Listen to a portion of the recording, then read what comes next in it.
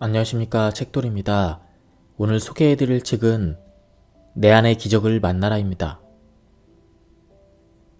지은이는 안젤린 그린, 출판사는 마음의 숲입니다. 이 책은 말한다. 행복은 내 안에 있으며 기적은 바로 그곳에서부터 시작된다고. 수세기에 걸쳐 인종과 종교를 초월해 전해지는 현자들과 철학자들의 지혜를 바탕으로 이 책은 진심 어린 조언을 해준다. 털보 신부님이라는 애칭으로 유명한 안젤린 그린은 독일의 정신적인 아버지로 세계적 명성을 지닌 신학자이다. 현재 그는 자연과 벗하며 독일에 있는 베네딕토 수도원 원장으로 지내고 있다. 1년에 100회 이상의 강연을 하고 지금까지 300여 권의 책을 집필한 만큼 그는 열정적으로 사람들에게 행복으로 가는 길을 안내하고 있다. 지역과 종교를 뛰어넘어 사람들의 지친 영혼을 따뜻하고 깊은 울림으로 위로해주는 그의 책은 독일에서만 500만 독자의 뜨거운 사랑을 받았고 세계 30개의 국어로 번역되어 300만 부 이상이 판매되었다. 우리는 무엇이든 마음대로 할 수 있고 모든 것이 허용되는 시대에 살고 있습니다. 자유. 그 아름다운 이름 아래 우리는 서로에게 좋은 가치를 찾아 함께 행복해야만 합니다. 나만 좋고 나만 행복한 것은 진정으로 좋은 게 아니기 때문이죠. 위대한 사상가들은 행복한 삶에 대해서 늘 생각했습니다. 그들은 다른 사람에 대한 배려 없이 자신의 이익만을 쫓아 사는 삶에는 참된 행복을 찾지 못한다는 사실을 분명하게 깨닫고 있었습니다.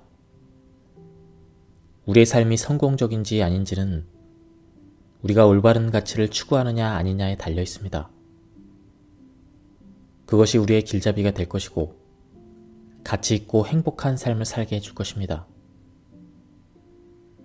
기적은 우리의 삶에 은행나무 한 그루를 심어 놓는 것과 같습니다. 은행나무는 성스러운 나무로 생명력과 희망의 상징입니다.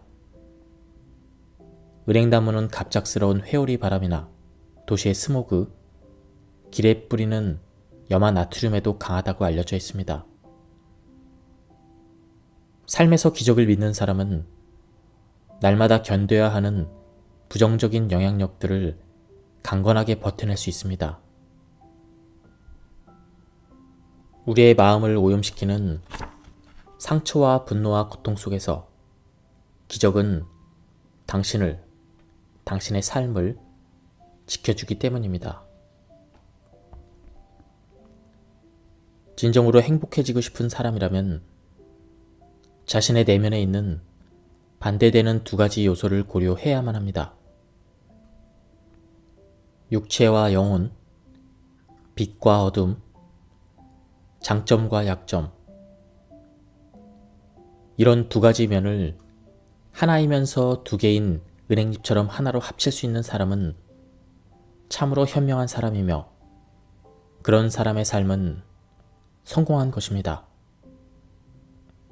그런 사람이야말로 자기 안의 기적과 만나게 될 것입니다. 이 책에서는 우리의 삶을 지탱해주는 가치들에 대해서 이야기를 나누고자 합니다. 이것이 우리 안에 있는 기적이기 때문입니다. 행복한 삶은 주의 깊은 행동에서 비롯됩니다. 자신에게 주의를 기울이지 않는 사람은 자기 자신을 잃고 맙니다. 매 순간 주의를 기울이지 않으면 자기 자신을 그리고 현재를 놓치게 되기 때문입니다. 때문에 나의 삶을 의식하고 그것을 느끼기 위해서는 내면의 소리에 집중하려는 태도가 필요합니다. 그 집중은 나를 깨어나게 하여 삶의 풍부한 면을 발견할 수 있게 하기 때문입니다. 나는 날마다 새롭게 배웁니다.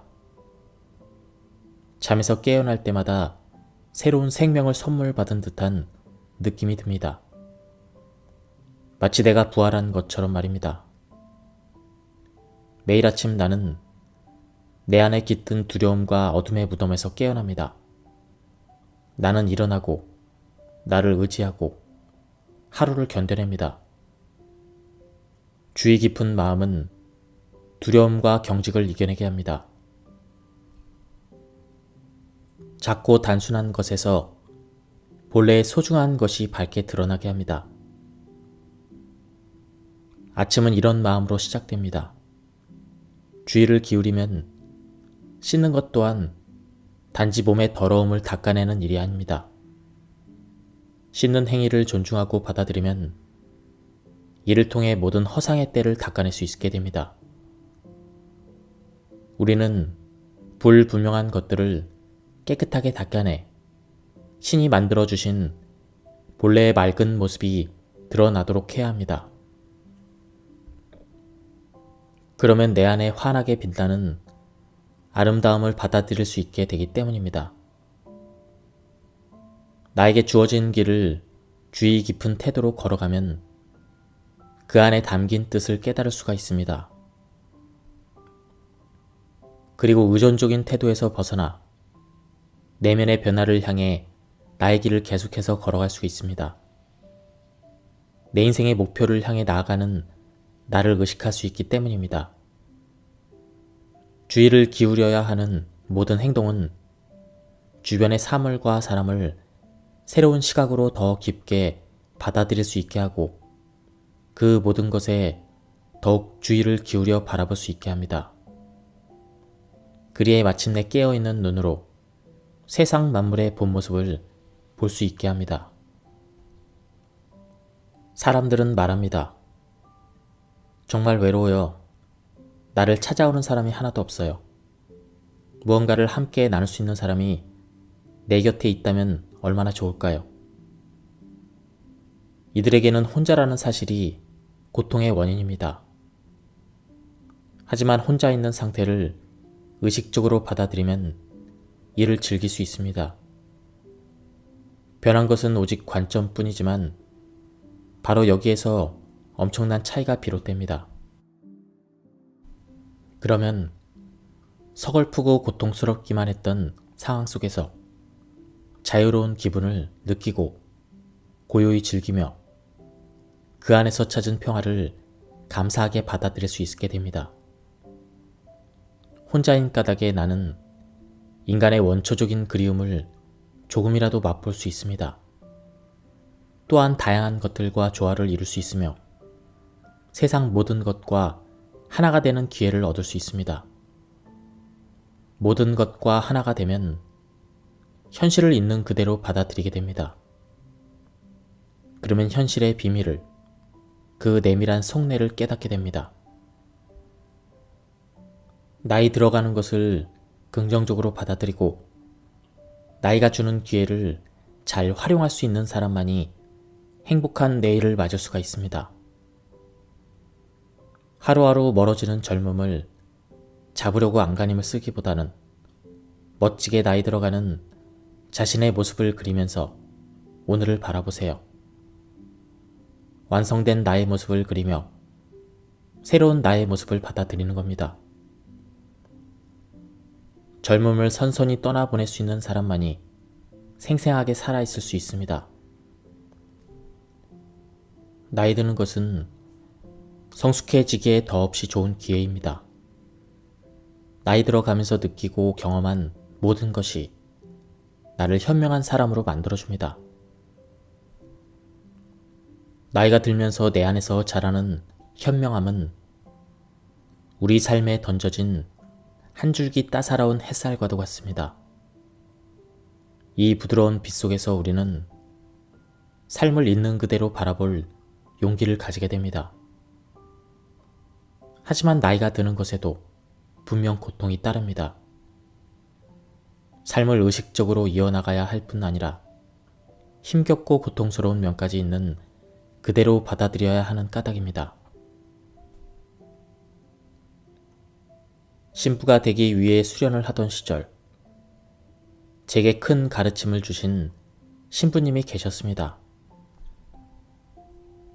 정신적으로 충만했던 그분도 나이 드는 것이 얼마나 어려운 일인지를 제게 토로하셨지요. 그분은 평생 동안 연주해온 오르간 앞에서 나이 먹은 손가락이 더 이상 마음먹은 대로 움직여주지 않는다고 하셨습니다. 하지만 그분은 좌절하지 않았습니다. 포기하지도 않았습니다.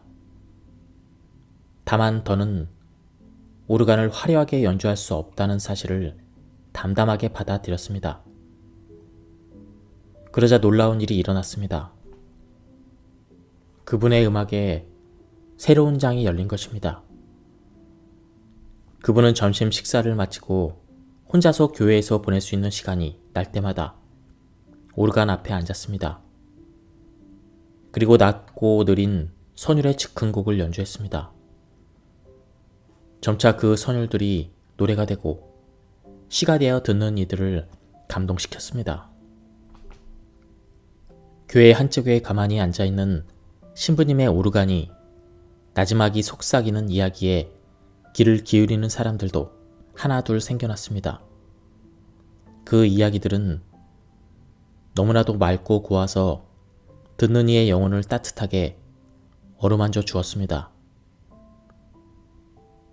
나이는 흔들리는 많은 것을 잡아줍니다.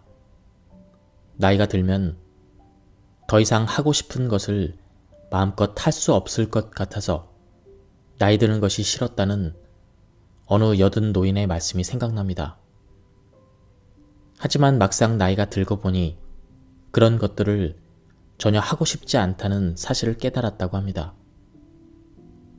그 순간 그분은 자신의 나이와 화해할 수 있었습니다.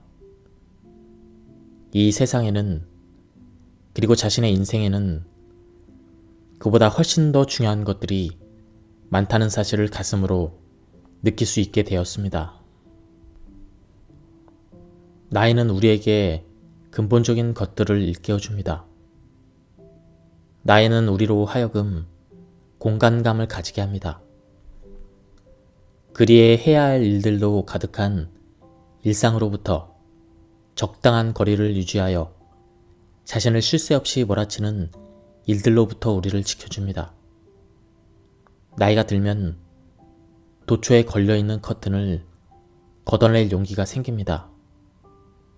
항상 그곳에 있었으나 커튼에 가려져 볼 수 없었던 정말 중요한 것들과 만날 수 있게 되는 것입니다. 비로소 본질적인 것으로 향하게 된 우리의 시선은 마침내 이생의 문지방 너머를 볼 수 있게 됩니다. 그리고 새로운 삶으로 우리를 이끌어줍니다. 바르토체브스키는 지난했던 삶을 회고하며 예의 바른 태도가 도움이 된다는 제목의 책을 썼습니다. 폴란드 외무장관을 지낸 그는 젊은 시절 아우슈비츠 강제 수용소에서 살아남은 뒤 스탈린 치하의 교도소를 경험했습니다. 그는 강조합니다. 예의는 좋은 태도, 그 이상이라고 말입니다. 예의는 모든 결정과 이야기를 규정짓는 삶의 자세입니다. 예의 바르다는 말 속에는 잠시 멈추어 기다린다는 의미가 포함되어 있습니다.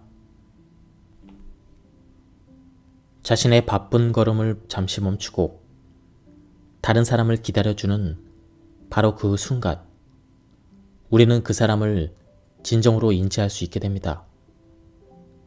예의에는 중단의 뜻이 포함되어 있습니다. 그래야만 자기 앞의 상황을 올바로 판단하고 나아갈 방향을 깨닫고 옳은 걸음을 내디딜 수 있을 테니까요. 사실 예의는 언제나 존재합니다. 다른 사람이 위협을 받거나 품위를 잃을 위험에 처했을 때는 더욱 예의가 필요합니다. 우리는 용감한 말로 혹은 용기 있는 태도로 그에게 도움을 줄 수 있습니다. 우리가 다른 사람을 염두에 두고 한 말과 행동은 결국 우리 자신에게 영향을 미칩니다. 예의를 지닌 누군가를 만나면 존경받는 느낌이 듭니다. 이런 만남은 왠지 특별하고 가치 있는 만남이라는 생각이 들게 합니다. 예의는 다른 사람을 존경하면서 나 자신도 함께 존경받게 하는 힘을 가지고 있습니다. 예의 바른 사람은 굴복하지 않으며 비굴하지도 않습니다. 오히려 예의 바른 태도를 통해 자신을 높입니다. 존경에 찬 상태로 잠시 걸음을 멈추세요. 그러면 예의가 우리로 하여금 자신과 대면하게 하고 올곧게 하고 올바른 행동을 하도록 도와줄 것입니다. 로마인이었던 성 베네딕트는 노동을 경시하는 자신들의 태도를 근본적으로 변화시켰습니다. 그에게 일은 3가지 의미였습니다. 그는 일을 하는 것이 인간에게 도움이 된다고 보았습니다. 인간의 몸과 마음을 돌보고 치료하는 것은 의료 서비스뿐만 아니라 인간이 하는 모든 일에 적용된다고 생각했습니다. 난방시설 설치에 재능을 가진 사람은 이를 통해 다른 사람에게 따뜻한 밤을 선물할 수 있습니다. 자신의 일을 통해 누군가에게 도움을 줄 수 있는 것입니다. 성 베네딕트는 일의 3번째 의미를 정신적인 차원에 두었습니다. 일을 하면서 우리는 자신에 대해서 보다 많은 것을 알게 됩니다. 나는 이를 통해서 신과의 관계에 있어서 중요한 태도인 신뢰와 언제든지 도움의 손길을 내밀 수 있는 마음가짐과 이기심에서 멀어지는 것 등을 훈련합니다. 일은 나로 하여금 내가 몸담고 있는 곳이나 내가 소중하게 여기는 사람들과 관계를 맺게 합니다. 그러니 어떠한 일에 종사하기 위해서는 자신을 놓을 줄 알아야만 합니다. 나와 관계를 맺는 일과 사람들 속으로 나를 보낼 수 있어야 합니다. 삶을 제대로 즐길 줄 알았던 고대 그리스인들은 욕망을 절제하는 삶을 선망했습니다. 욕망을 절제한다는 것은 훈련하고 연습한다는 뜻입니다. 운동 선수들이 최상의 성적을 내기 위한 그런 욕망을 절제하는 생활을 하고 군인들이 전투에서 승리하기 위해 평소의 욕망을 절제하는 법을 훈련하는 것처럼 말입니다. 욕망을 절제한다는 것은 삶을 즐기기 위한 전제 조건입니다. 그래야만 욕망에 끌려다니지 않고 스스로 인생의 주체가 되어 삶을 이끌어갈 수 있기 때문입니다. 욕망을 절제하기 위해서는 먼저 이 모든 과정을 기쁨과 즐거움, 자유와 사랑으로 인식할 수 있어야 합니다. 진정으로 기쁜 마음으로 행하지 않으면 욕망을 절제하는 것이 마음의 짐이 되고 삶의 생기를 앗아가게 됩니다.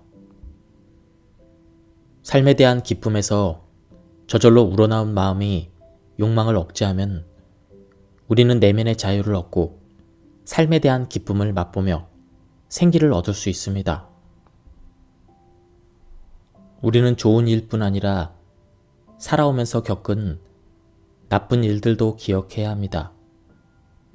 감사하는 마음은 생각에서 나옵니다. 실제로 생각한 것을 이해하는 사람만이 감사하는 마음을 가질 수 있습니다. 신에게서 선물 받은 것에 대해서 깊이 생각할 때 우리는 자신의 삶을 진심으로 감사할 수 있게 됩니다. 반면 자신이 받은 재능을 소중히 생각하지 않는 사람은 감사할 줄 모릅니다. 동양에서 전해지는 이야기입니다. 어떤 이가 어린 야자수 위에 무거운 돌을 올려놓았습니다. 더 이상 야자수를 자랄 수 없게 하려는 생각이었습니다. 하지만 이듬해 다시 그 곳을 찾았을 때 그 야자수는 다른 나무들보다 훨씬 더 크게 자라나 있었습니다. 이 모든 것은 야자수가 자기 위에 얹어진 그 돌을 걸림돌로 여기지 않았기에 가능한 일이었습니다. 한동안 자신을 짓누르는 돌의 무게로 좌절하던 야자수는 생각을 바꿉니다. 그 돌을 자신의 일부로 받아들인 것입니다. 그리고 이를 디딤돌로 삼아 더 깊이 뿌리내리고 더 높이 가지를 뻗는 덕분에 가장 울창한 나무가 될 수 있었습니다. 감사하는 마음 역시 이와 다르지 않습니다. 자신의 존재에 대해서 감사하는 마음은 보통 우리가 감사라고 부르는 감정보다 훨씬 더 본질적인 것입니다. 사람이라면, 자기 삶의 근원을 보다 깊이 생각해 본 사람이라면 모든 일에 감사하지 않을 수 없을 것입니다. 감사하는 마음을 지닌 사람은 다른 사람이 자신에게 행한 일을 도전으로 받아들이고 자신을 변화시킵니다. 그렇게 해서 어려운 상황에 처했을 때 오히려 더 깊이 뿌리를 내리고 더 높이 자라게 됩니다. 예수님은 적을 사랑하는 것이 우리가 사는 이 세상을 평화롭게 할 수 있는 전제 조건이라고 보셨습니다. 원수를 사랑하고 너희를 박해하는 사람을 위해서 기도하라. 그래야만 너희들은 하늘에 계신 아버지의 아들이 될 것이다. 아버지께서는 악한 사람에게나 선한 사람에게나 똑같이 햇볕을 주시고 옳은 사람에게나 옳지 않은 사람에게나 똑같이 비를 내려주신다. 적대자를 사랑하라는 말은 그가 나에게 무슨 일을 하든지 그냥 놔두라는 소리가 아닙니다. 오히려 그가 나에게 투사한 사실을 꿰뚫어 보라는 의미입니다. 나를 그렇게 적대적으로 대하는 행동을 보면서 그가 힘들다는 사실을 깨닫게 된다면 그가 나에게 왜 그렇게 적대적인지도 이해할 수 있을 것입니다. 그 이해는 나와 그 사이의 적대감이라는 악의 고리를 끊어버리고 그 안에 평화가 생겨날 수 있는 공간을 마련해 줍니다. 그렇게 하면 자기 자신을 받아들일 수 없었던 그 사람에게 평화가 찾아오고 그런 뒤에야 우리 사이에 평화가 생겨날 수 있을 것입니다. 사람들은 행복해지기 위해 매일매일 노력합니다. 그렇지만 행복해지기 위해 집착하면 할수록 그것은 나에게서 멀어져만 가는 것을 느끼죠. 고대 중국의 현자 장자의 말처럼 행복은 자신과 조화를 이루는 순간에 있습니다. 행복해지려고 애쓴다면 이미 그건 지금의 행복을 부정해 버리는 것입니다. 나는 행복하다라고 지금 말해보세요. 나를 잊어버릴 수 있는 순간 나는 행복해질 수 있습니다. 나를 잊어버리고 지금 내가 처한 상황을 잊어버릴 때 행복에 집착하고 있는 내가 아닌 그냥 그 자리에 존재하고 있는 나를 만날 수 있을 것입니다. 그 순간 나는 모든 강요로부터 벗어날 수 있습니다. 무언가에 도달해야만 한다는 모든 압박에서도 자유로워질 수 있습니다. 도와주다는 세상에서 가장 아름다운 말이다. 어쩌면 사랑한다는 말보다 더 아름다울지도 모른다. 다른 사람을 도와주고 지지해주고 편들어주는 것에서 인간의 아름다운 면을 볼 수 있습니다. 그러기에 우리가 서로 사랑해야만 한다는 것에 모든 사람이 동의하고 있습니다. 하지만 사랑은 종종 생각에만 머물 때가 많습니다. 함께 사는 삶을 위한 사랑은 그 모습을 구체적으로 드러나지 않을 때가 많습니다. 하지만 도와주는 것에서 함께 사는 삶을 구체적으로 그릴 수 있습니다.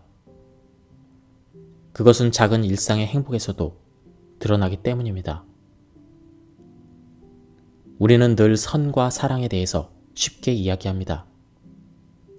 하지만 선과 사랑을 행동으로 보여주는 것은 몹시 어려운 일입니다. 우리는 그저 다음에라는 말로 지금 실현할 수 있는 선과 사랑을 지나쳐버립니다. 캐스트너의 그냥 그것을 행동으로 옮기는 것 외에 선한 것은 없다라는 말이 왠지 마음속에서 잔잔하게 울립니다. 공손함은 우리가 지닌 냉혹한 성격을 감싸주어 다른 사람이 상처받지 않도록 막아준다. 우리는 결코 공손한 태도를 내팽개쳐서는 안 된다. 심지어 거친 사람들과 싸우는 순간에도 예의를 지켜야 한다. 공손함의 가치는 심리학적인 차원으로 볼 수 있습니다. 프랑스의 철학자 요셉 주베르의 말처럼 공손함은 다른 사람들의 거친 행동으로부터 우리를 보호해 줍니다. 동시에 우리가 냉혹하게 굳어버리지 않도록 보호해 줍니다. 우리는 이러한 보호가 필요합니다. 다른 사람의 공격에 아무런 보호막 없이 우리를 내어놓는 것은 자신에게 지나친 요구이기 때문입니다. 보호막이 없다면 우리는 내적으로 피폐해질 것입니다. 이는 겉으로 드러난 형식 또한 근본적인 내면의 자세와 연결될 때 그 가치를 더한다는 사실을 우리에게 알려주는 좋은 예입니다. 공손함이란 바로 그런 외적인 형식의 완성입니다. 오늘날 우리는 겉과 속이 일치된 행동이야말로 신뢰할 수 있는 행동이라고 생각합니다. 그래서 가면이란 진실을 가리는 거짓이라고 생각하죠. 하지만 공손함은 가면을 쓰는 게 아닙니다. 공손함은 우리가 너무나도 쉽게 상처받을 수 있다는 것을 알기 때문에 나온 태도이며 우리 안에 있는 증오라는 감정을 다스리기 위한 태도입니다. 증오라는 감정으로 우리 자신과 다른 사람이 다치지 않도록 보호하기 위해서 우리는 공손한 태도를 취해야만 합니다. 공손함으로 증오라는 감정을 극복할 수 있도록 말입니다. 공손함은 그저 내 얼굴에 나타난 미소나 표정에만 그치지 않고 진심으로 우리가 함께 살 수 있도록 하는 서로를 위한 배려라고 생각한다면 우리는 우리 앞에 놓인 장애를 극복할 수 있을 것입니다. 그리 할 수만 있다면 우리는 서로에게 진심 어린 미소를 지을 수 있게 되겠죠.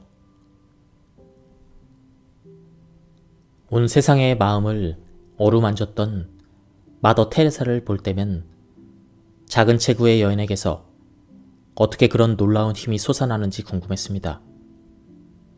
날마다 수많은 고통과 직면하면서 어떻게 늘 즐거운 마음과 열정적인 태도를 유지할 수 있었을까요?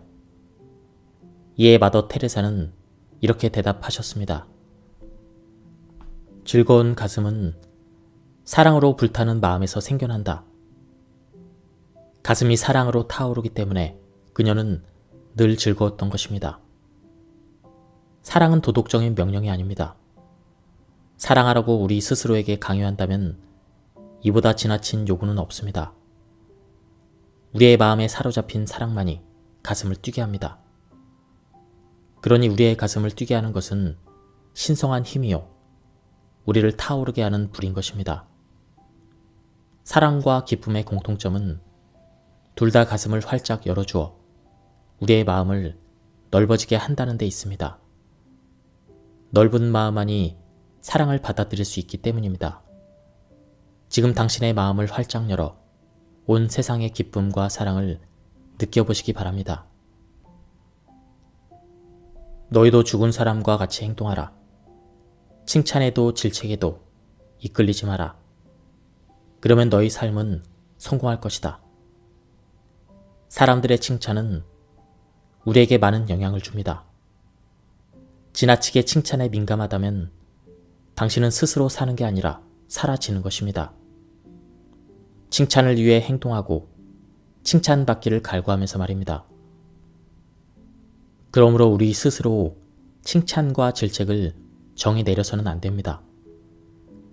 오직 신만이 판단할 수 있도록 놓아두고 우리는 인간으로서 마땅히 해야 할 도리만 하면 될 뿐입니다. 신을 바탕으로 삼아 자신의 집을 짓는 사람만이 칭찬과 질책을 제대로 감당할 수 있기 때문입니다. 너의 혀는 다른 사람에 대해서 말하기 위해 있는 게 아니다. 다른 사람에 대해서 주의력이 없다느니 경멸스럽다느니 이런 판단을 함부로 내리지 마라. 너의 눈은 다른 사람의 실수를 보기 위해서 달린 것이 아니며 너의 귀는 마음에 해로운 일들을 듣기 위해서 있는 게 아니다. 수도사들은 다른 사람의 실수를 공격하는 대신 그 실수를 자신의 영혼을 닦기 위한 거울로 삼았습니다. 그들은 다른 사람이 죄에 떨어진 것처럼 그들도 어느 순간 같은 실수를 저질 수 있다는 것을 깨달았습니다. 아바스 아가톤은 형제가 죄를 지으면 스스로 이렇게 다짐했다고 합니다. 아가톤 명심해. 너도 같은 죄를 짓지 않도록. 이런 태도가 형제를 질책하는 마음을 없애고 동정하게 만들었죠. 자신의 가치가 물질적인 소유에 달려있다고 믿는 사람은 결코 내면의 불을 찾을 수 없습니다. 그런 사람은 자기 자신을 느끼기 위해서 점점 더 많은 불을 쌓아야만 하기 때문입니다. 따라서 아무리 많은 재산을 모아도 그는 결코 마음의 평화를 얻을 수 없습니다. 반면 자신의 내면의 재산으로 신을 얻은 사람은 외적인 재산에 그렇게 매달리지 않습니다. 그는 아무 두려움 없이 내면의 자유 속에서 평화롭게 살 수 있을 테니까요. 지금까지 이 책에 대한 리뷰를 모두 마쳤습니다. 이 책은 안타깝게도 지금은 절판된 상태입니다. 좋은 기회로 다시 재출간되었으면 좋겠습니다. 그럼 여기서 리뷰를 마치도록 하겠습니다. 감사합니다. 안녕하십니까, 책돌입니다. 오늘 소개해드릴 책은 내 안의 기적을 만나라입니다. 지은이는 안젤린 그린, 출판사는 마음의 숲입니다. 이 책은 말한다. 행복은 내 안에 있으며 기적은 바로 그곳에서부터 시작된다고. 수세기에 걸쳐 인종과 종교를 초월해 전해지는 현자들과 철학자들의 지혜를 바탕으로 이 책은 진심 어린 조언을 해준다. 털보 신부님이라는 애칭으로 유명한 안젤린 그린은 독일의 정신적인 아버지로 세계적 명성을 지닌 신학자이다. 현재 그는 자연과 벗하며 독일에 있는 베네딕토 수도원 원장으로 지내고 있다. 1년에 100회 이상의 강연을 하고 지금까지 300여 권의 책을 집필한 만큼 그는 열정적으로 사람들에게 행복으로 가는 길을 안내하고 있다. 지역과 종교를 뛰어넘어 사람들의 지친 영혼을 따뜻하고 깊은 울림으로 위로해주는 그의 책은 독일에서만 500만 독자의 뜨거운 사랑을 받았고 세계 30개의 국어로 번역되어 300만 부 이상이 판매되었다.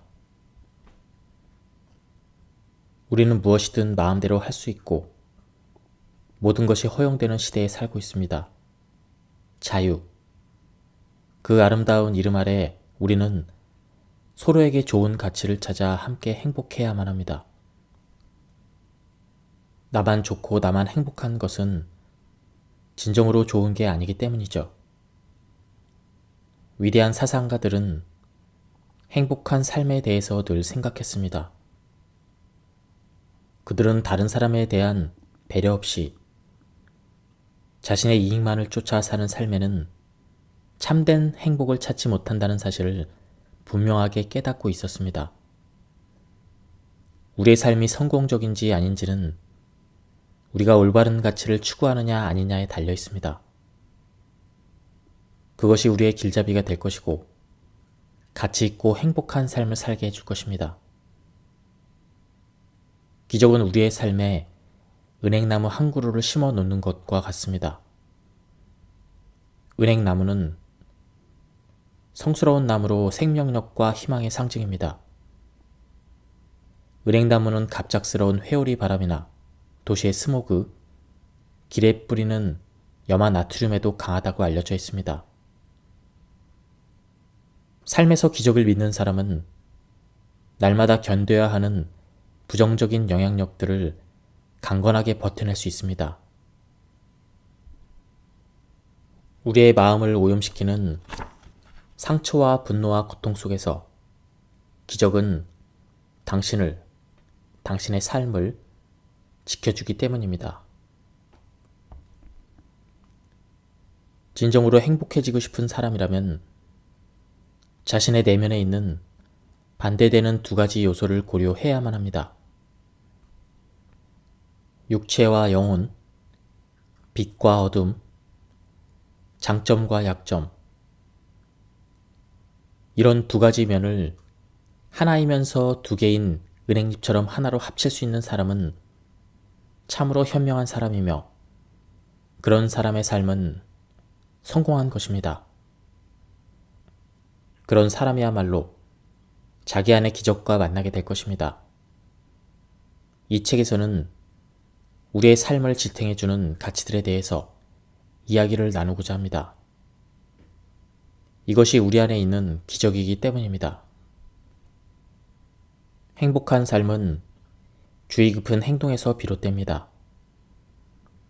자신에게 주의를 기울이지 않는 사람은 자기 자신을 잃고 맙니다. 매 순간 주의를 기울이지 않으면 자기 자신을 그리고 현재를 놓치게 되기 때문입니다. 때문에 나의 삶을 의식하고 그것을 느끼기 위해서는 내면의 소리에 집중하려는 태도가 필요합니다. 그 집중은 나를 깨어나게 하여 삶의 풍부한 면을 발견할 수 있게 하기 때문입니다. 나는 날마다 새롭게 배웁니다. 잠에서 깨어날 때마다 새로운 생명을 선물 받은 듯한 느낌이 듭니다. 마치 내가 부활한 것처럼 말입니다. 매일 아침 나는 내 안에 깃든 두려움과 어둠의 무덤에서 깨어납니다. 나는 일어나고 나를 의지하고 하루를 견뎌냅니다. 주의 깊은 마음은 두려움과 경직을 이겨내게 합니다. 작고 단순한 것에서 본래의 소중한 것이 밝게 드러나게 합니다. 아침은 이런 마음으로 시작됩니다. 주의를 기울이면 씻는 것 또한 단지 몸의 더러움을 닦아내는 일이 아닙니다. 씻는 행위를 존중하고 받아들이면 이를 통해 모든 허상의 때를 닦아낼 수 있게 됩니다. 우리는 불분명한 것들을 깨끗하게 닦아내 신이 만들어주신 본래의 맑은 모습이 드러나도록 해야 합니다. 그러면 내 안에 환하게 빛나는 아름다움을 받아들일 수 있게 되기 때문입니다. 나에게 주어진 길을 주의 깊은 태도로 걸어가면 그 안에 담긴 뜻을 깨달을 수가 있습니다. 그리고 의존적인 태도에서 벗어나 내면의 변화를 향해 나의 길을 계속해서 걸어갈 수 있습니다. 내 인생의 목표를 향해 나아가는 나를 의식할 수 있기 때문입니다. 주의를 기울여야 하는 모든 행동은 주변의 사물과 사람을 새로운 시각으로 더 깊게 받아들일 수 있게 하고 그 모든 것에 더욱 주의를 기울여 바라볼 수 있게 합니다. 그리해 마침내 깨어있는 눈으로 세상 만물의 본 모습을 볼 수 있게 합니다. 사람들은 말합니다. 정말 외로워요. 나를 찾아오는 사람이 하나도 없어요. 무언가를 함께 나눌 수 있는 사람이 내 곁에 있다면 얼마나 좋을까요? 이들에게는 혼자라는 사실이 고통의 원인입니다. 하지만 혼자 있는 상태를 의식적으로 받아들이면 이를 즐길 수 있습니다. 변한 것은 오직 관점뿐이지만 바로 여기에서 엄청난 차이가 비롯됩니다. 그러면 서글프고 고통스럽기만 했던 상황 속에서 자유로운 기분을 느끼고 고요히 즐기며 그 안에서 찾은 평화를 감사하게 받아들일 수 있게 됩니다. 혼자인 까닭에 나는 인간의 원초적인 그리움을 조금이라도 맛볼 수 있습니다. 또한 다양한 것들과 조화를 이룰 수 있으며 세상 모든 것과 하나가 되는 기회를 얻을 수 있습니다. 모든 것과 하나가 되면 현실을 있는 그대로 받아들이게 됩니다. 그러면 현실의 비밀을, 그 내밀한 속내를 깨닫게 됩니다. 나이 들어가는 것을 긍정적으로 받아들이고 나이가 주는 기회를 잘 활용할 수 있는 사람만이 행복한 내일을 맞을 수가 있습니다. 하루하루 멀어지는 젊음을 잡으려고 안간힘을 쓰기보다는 멋지게 나이 들어가는 자신의 모습을 그리면서 오늘을 바라보세요. 완성된 나의 모습을 그리며 새로운 나의 모습을 받아들이는 겁니다. 젊음을 선선히 떠나보낼 수 있는 사람만이 생생하게 살아있을 수 있습니다. 나이 드는 것은 성숙해지기에 더없이 좋은 기회입니다. 나이 들어가면서 느끼고 경험한 모든 것이 나를 현명한 사람으로 만들어줍니다.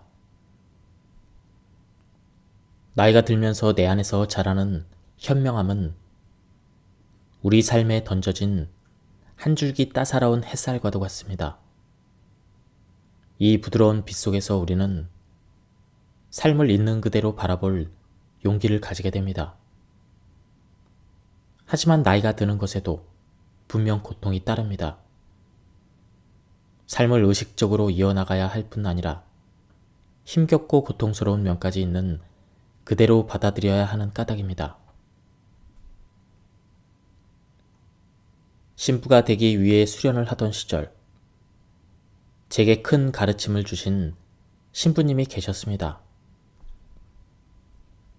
정신적으로 충만했던 그분도 나이 드는 것이 얼마나 어려운 일인지를 제게 토로하셨지요. 그분은 평생 동안 연주해온 오르간 앞에서 나이 먹은 손가락이 더 이상 마음먹은 대로 움직여주지 않는다고 하셨습니다. 하지만 그분은 좌절하지 않았습니다. 포기하지도 않았습니다. 다만 더는 오르간을 화려하게 연주할 수 없다는 사실을 담담하게 받아들였습니다. 그러자 놀라운 일이 일어났습니다. 그분의 음악에 새로운 장이 열린 것입니다. 그분은 점심 식사를 마치고 혼자서 교회에서 보낼 수 있는 시간이 날 때마다 오르간 앞에 앉았습니다. 그리고 낮고 느린 선율의 즉흥곡을 연주했습니다. 점차 그 선율들이 노래가 되고 시가 되어 듣는 이들을 감동시켰습니다. 교회 한쪽에 가만히 앉아있는 신부님의 오르간이 나지막이 속삭이는 이야기에 귀를 기울이는 사람들도 하나 둘 생겨났습니다.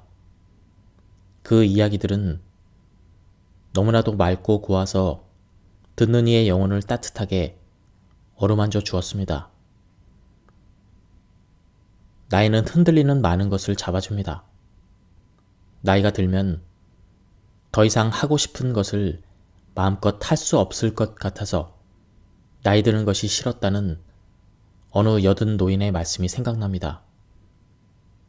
하지만 막상 나이가 들고 보니 그런 것들을 전혀 하고 싶지 않다는 사실을 깨달았다고 합니다. 그 순간 그분은 자신의 나이와 화해할 수 있었습니다. 이 세상에는, 그리고 자신의 인생에는 그보다 훨씬 더 중요한 것들이 많다는 사실을 가슴으로 느낄 수 있게 되었습니다. 나이는 우리에게 근본적인 것들을 일깨워줍니다. 나이는 우리로 하여금 공간감을 가지게 합니다.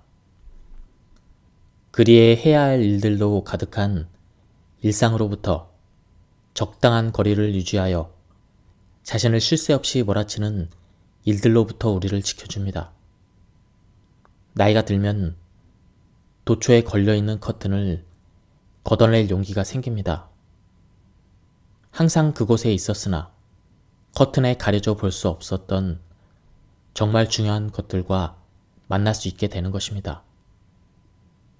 비로소 본질적인 것으로 향하게 된 우리의 시선은 마침내 이생의 문지방 너머를 볼 수 있게 됩니다. 그리고 새로운 삶으로 우리를 이끌어줍니다.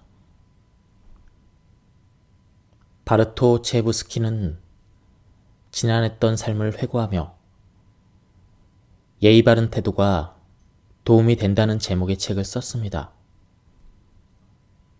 폴란드 외무장관을 지낸 그는 젊은 시절 아우슈비츠 강제 수용소에서 살아남은 뒤 스탈린 치하의 교도소를 경험했습니다.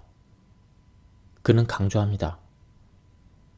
예의는 좋은 태도, 그 이상이라고 말입니다. 예의는 모든 결정과 이야기를 규정짓는 삶의 자세입니다. 예의 바르다는 말 속에는 잠시 멈추어 기다린다는 의미가 포함되어 있습니다.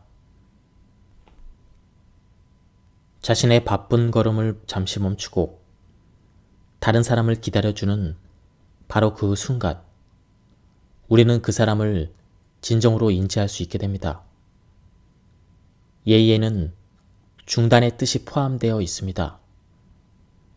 그래야만 자기 앞의 상황을 올바로 판단하고 나아갈 방향을 깨닫고 옳은 걸음을 내디딜 수 있을 테니까요. 사실 예의는 언제나 존재합니다. 다른 사람이 위협을 받거나 품위를 잃을 위험에 처했을 때는 더욱 예의가 필요합니다. 우리는 용감한 말로 혹은 용기 있는 태도로 그에게 도움을 줄 수 있습니다. 우리가 다른 사람을 염두에 두고 한 말과 행동은 결국 우리 자신에게 영향을 미칩니다. 예의를 지닌 누군가를 만나면 존경받는 느낌이 듭니다. 이런 만남은 왠지 특별하고 가치 있는 만남이라는 생각이 들게 합니다. 예의는 다른 사람을 존경하면서 나 자신도 함께 존경받게 하는 힘을 가지고 있습니다. 예의 바른 사람은 굴복하지 않으며 비굴하지도 않습니다. 오히려 예의 바른 태도를 통해 자신을 높입니다. 존경에 찬 상태로 잠시 걸음을 멈추세요. 그러면 예의가 우리로 하여금 자신과 대면하게 하고 올곧게 하고 올바른 행동을 하도록 도와줄 것입니다. 로마인이었던 성 베네딕트는 노동을 경시하는 자신들의 태도를 근본적으로 변화시켰습니다. 그에게 일은 세 가지 의미였습니다. 그는 일을 하는 것이 인간에게 도움이 된다고 보았습니다. 인간의 몸과 마음을 돌보고 치료하는 것은 의료 서비스뿐만 아니라 인간이 하는 모든 일에 적용된다고 생각했습니다. 난방시설 설치에 재능을 가진 사람은 이를 통해 다른 사람에게 따뜻한 밤을 선물할 수 있습니다. 자신의 일을 통해 누군가에게 도움을 줄 수 있는 것입니다. 성 베네딕트는 일의 세 번째 의미를 정신적인 차원에 두었습니다. 일을 하면서 우리는 자신에 대해서 보다 많은 것을 알게 됩니다. 나는 일을 통해서 신과의 관계에 있어서 중요한 태도인 신뢰와 언제든지 도움의 손길을 내밀 수 있는 마음가짐과 이기심에서 멀어지는 것 등을 훈련합니다. 일은 나로 하여금 내가 몸담고 있는 곳이나 내가 소중하게 여기는 사람들과 관계를 맺게 합니다. 그러니 어떠한 일에 종사하기 위해서는 자신을 놓을 줄 알아야만 합니다. 나와 관계를 맺는 일과 사람들 속으로 나를 보낼 수 있어야 합니다.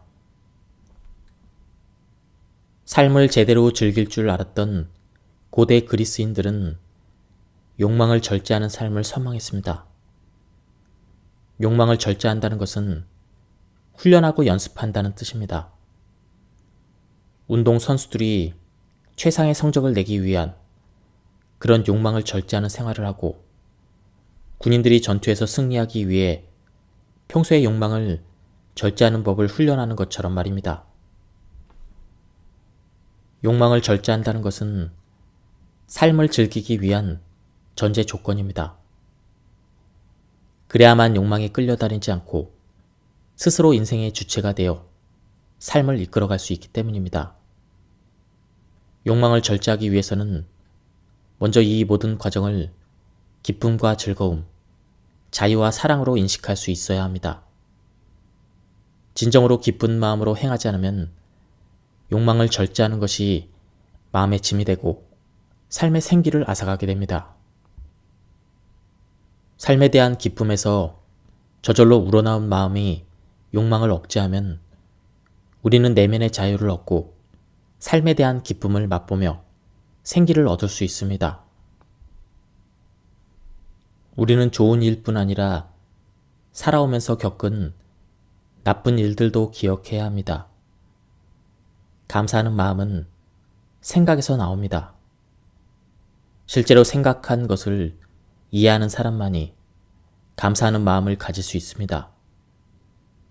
신에게서 선물 받은 것에 대해서 깊이 생각할 때 우리는 자신의 삶을 진심으로 감사할 수 있게 됩니다. 반면 자신이 받은 재능을 소중히 생각하지 않는 사람은 감사할 줄 모릅니다. 동양에서 전해지는 이야기입니다. 어떤 이가 어린 야자수 위에 무거운 돌을 올려놓았습니다. 더 이상 야자수를 자랄 수 없게 하려는 생각이었습니다. 하지만 이듬해 다시 그 곳을 찾았을 때 그 야자수는 다른 나무들보다 훨씬 더 크게 자라나 있었습니다. 이 모든 것은 야자수가 자기 위에 얹어진 그 돌을 걸림돌로 여기지 않았기에 가능한 일이었습니다. 한동안 자신을 짓누르는 돌의 무게로 좌절하던 야자수는 생각을 바꿉니다. 그 돌을 자신의 일부로 받아들인 것입니다. 그리고 이를 디딤돌로 삼아 더 깊이 뿌리내리고 더 높이 가지를 뻗는 덕분에 가장 울창한 나무가 될 수 있었습니다. 감사하는 마음 역시 이와 다르지 않습니다. 자신의 존재에 대해서 감사하는 마음은 보통 우리가 감사라고 부르는 감정보다 훨씬 더 본질적인 것입니다. 사람이라면, 자기 삶의 근원을 보다 깊이 생각해 본 사람이라면 모든 일에 감사하지 않을 수 없을 것입니다. 감사하는 마음을 지닌 사람은 다른 사람이 자신에게 행한 일을 도전으로 받아들이고 자신을 변화시킵니다. 그렇게 해서 어려운 상황에 처했을 때 오히려 더 깊이 뿌리를 내리고 더 높이 자라게 됩니다. 예수님은 적을 사랑하는 것이 우리가 사는 이 세상을 평화롭게 할 수 있는 전제 조건이라고 보셨습니다. 원수를 사랑하고 너희를 박해하는 사람을 위해서 기도하라. 그래야만 너희들은 하늘에 계신 아버지의 아들이 될 것이다. 아버지께서는 악한 사람에게나 선한 사람에게나 똑같이 햇볕을 주시고 옳은 사람에게나 옳지 않은 사람에게나 똑같이 비를 내려주신다. 적대자를 사랑하라는 말은 그가 나에게 무슨 일을 하든지 그냥 놔두라는 소리가 아닙니다. 오히려 그가 나에게 투사한 사실을 꿰뚫어 보라는 의미입니다. 나를 그렇게 적대적으로 대하는 행동을 보면서 그가 힘들다는 사실을 깨닫게 된다면 그가 나에게 왜 그렇게 적대적인지도 이해할 수 있을 것입니다. 그 이해는 나와 그 사이의 적대감이라는 악의 고리를 끊어버리고 그 안에 평화가 생겨날 수 있는 공간을 마련해 줍니다. 그렇게 하면 자기 자신을 받아들일 수 없었던 그 사람에게 평화가 찾아오고 그런 뒤에야 우리 사이에 평화가 생겨날 수 있을 것입니다. 사람들은 행복해지기 위해 매일매일 노력합니다. 그렇지만 행복해지기 위해 집착하면 할수록 그것은 나에게서 멀어져만 가는 것을 느끼죠. 고대 중국의 현자 장자의 말처럼 행복은 자신과 조화를 이루는 순간에 있습니다.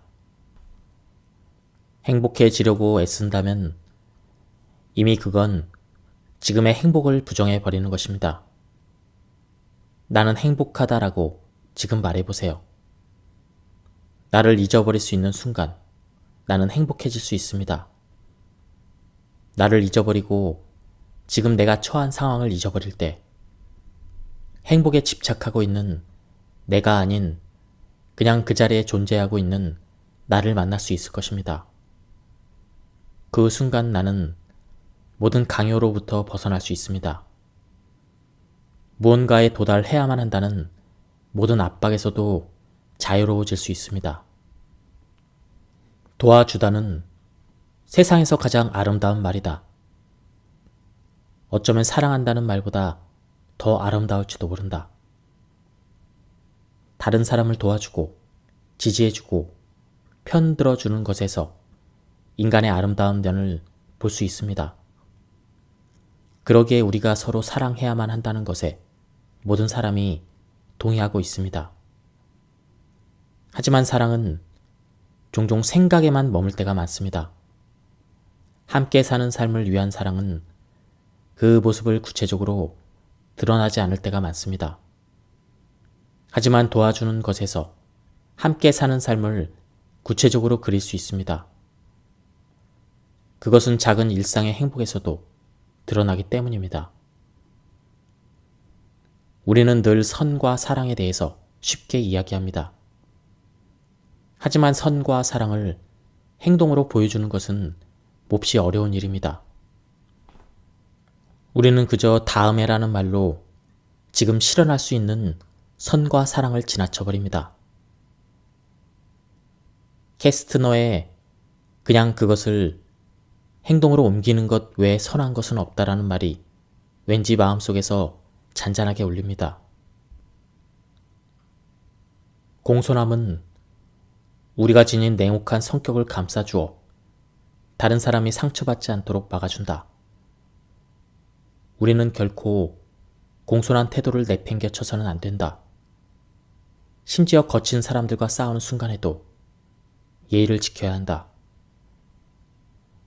공손함의 가치는 심리학적인 차원으로 볼 수 있습니다. 프랑스의 철학자 요셉 주베르의 말처럼 공손함은 다른 사람들의 거친 행동으로부터 우리를 보호해 줍니다. 동시에 우리가 냉혹하게 굳어버리지 않도록 보호해 줍니다. 우리는 이러한 보호가 필요합니다. 다른 사람의 공격에 아무런 보호막 없이 우리를 내어놓는 것은 자신에게 지나친 요구이기 때문입니다. 보호막이 없다면 우리는 내적으로 피폐해질 것입니다. 이는 겉으로 드러난 형식 또한 근본적인 내면의 자세와 연결될 때 그 가치를 더한다는 사실을 우리에게 알려주는 좋은 예입니다. 공손함이란 바로 그런 외적인 형식의 완성입니다. 오늘날 우리는 겉과 속이 일치된 행동이야말로 신뢰할 수 있는 행동이라고 생각합니다. 그래서 가면이란 진실을 가리는 거짓이라고 생각하죠. 하지만 공손함은 가면을 쓰는 게 아닙니다. 공손함은 우리가 너무나도 쉽게 상처받을 수 있다는 것을 알기 때문에 나온 태도이며 우리 안에 있는 증오라는 감정을 다스리기 위한 태도입니다. 증오라는 감정으로 우리 자신과 다른 사람이 다치지 않도록 보호하기 위해서 우리는 공손한 태도를 취해야만 합니다. 공손함으로 증오라는 감정을 극복할 수 있도록 말입니다. 공손함은 그저 내 얼굴에 나타난 미소나 표정에만 그치지 않고 진심으로 우리가 함께 살 수 있도록 하는 서로를 위한 배려라고 생각한다면 우리는 우리 앞에 놓인 장애를 극복할 수 있을 것입니다. 그리 할 수만 있다면 우리는 서로에게 진심 어린 미소를 지을 수 있게 되겠죠. 온 세상의 마음을 어루만졌던 마더 테레사를 볼 때면 작은 체구의 여인에게서 어떻게 그런 놀라운 힘이 솟아나는지 궁금했습니다. 날마다 수많은 고통과 직면하면서 어떻게 늘 즐거운 마음과 열정적인 태도를 유지할 수 있었을까요? 이에 마더 테레사는 이렇게 대답하셨습니다. 즐거운 가슴은 사랑으로 불타는 마음에서 생겨난다. 가슴이 사랑으로 타오르기 때문에 그녀는 늘 즐거웠던 것입니다. 사랑은 도덕적인 명령이 아닙니다. 사랑하라고 우리 스스로에게 강요한다면 이보다 지나친 요구는 없습니다. 우리의 마음에 사로잡힌 사랑만이 가슴을 뛰게 합니다. 그러니 우리의 가슴을 뛰게 하는 것은 신성한 힘이요, 우리를 타오르게 하는 불인 것입니다. 사랑과 기쁨의 공통점은 둘 다 가슴을 활짝 열어주어 우리의 마음을 넓어지게 한다는 데 있습니다. 넓은 마음만이 사랑을 받아들일 수 있기 때문입니다. 지금 당신의 마음을 활짝 열어 온 세상의 기쁨과 사랑을 느껴보시기 바랍니다. 너희도 죽은 사람과 같이 행동하라. 칭찬에도 질책에도 이끌리지 마라. 그러면 너희 삶은 성공할 것이다. 사람들의 칭찬은 우리에게 많은 영향을 줍니다. 지나치게 칭찬에 민감하다면 당신은 스스로 사는 게 아니라 사라지는 것입니다. 칭찬을 위해 행동하고 칭찬받기를 갈구하면서 말입니다. 그러므로 우리 스스로 칭찬과 질책을 정의 내려서는 안 됩니다. 오직 신만이 판단할 수 있도록 놓아두고 우리는 인간으로서 마땅히 해야 할 도리만 하면 될 뿐입니다.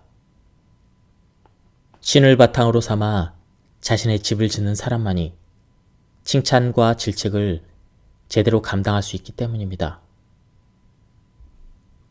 너의 혀는 다른 사람에 대해서 말하기 위해 있는 게 아니다.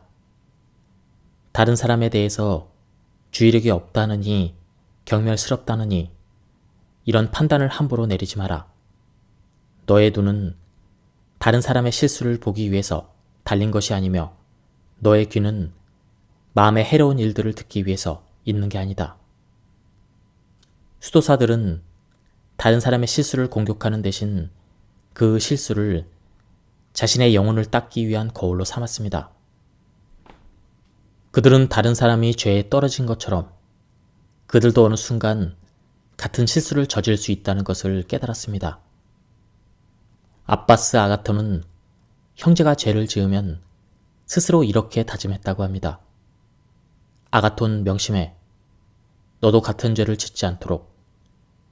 이런 태도가 형제를 질책하는 마음을 없애고 동정하게 만들었죠.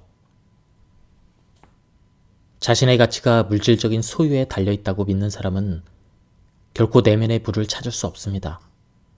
그런 사람은 자기 자신을 느끼기 위해서 점점 더 많은 불을 쌓아야만 하기 때문입니다. 따라서 아무리 많은 재산을 모아도 그는 결코 마음의 평화를 얻을 수 없습니다. 반면 자신의 내면의 재산으로 신을 얻은 사람은 외적인 재산에 그렇게 매달리지 않습니다. 그는 아무 두려움 없이 내면의 자유 속에서 평화롭게 살 수 있을 테니까요. 예, 지금까지 이 책에 대한 리뷰를 모두 마쳤습니다. 이 책은 안타깝게도 지금은 절판된 상태입니다. 좋은 기회로 다시 재출간되었으면 좋겠습니다. 그럼 여기서 리뷰를 마치도록 하겠습니다. 감사합니다.